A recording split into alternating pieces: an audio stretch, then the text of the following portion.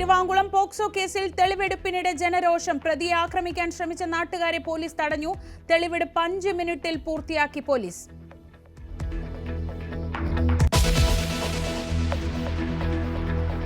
ഇന്നേക്ക് 26-ാം നാൾ നിലമ്പൂർ വിധി എഴുതും. ജൂൺ 23-ന് ഫലമറിയാം. ഷൗക്കത്തോ VS ജോയോ സ്ഥാനാർത്ഥിയെന്ന് ഉടൻ പ്രഖ്യാപിക്കാൻ UDF. ഇടത് സ്ഥാനാർത്ഥിയെ ഉടൻ അറിയാമെന്ന് MV ഗോവിന്ദനും.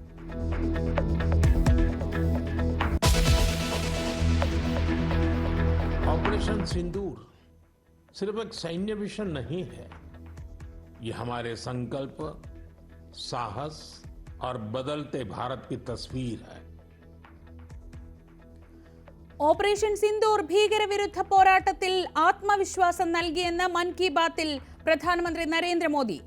സർവകക്ഷി സംഘങ്ങൾ വിദേശത്ത് കൂടിക്കാഴ്ച തുടരുന്നു. ന്യൂയോർക്കിൽ ട്വിൻ ടവർ ആക്രമണ സ്മാരകം സന്ദർശിച്ച് ശശി തരൂരിന്റെ സംഘം. ഡൽഹിയിൽ NDA മുഖ്യമന്ത്രിമാരുടെ യോഗം.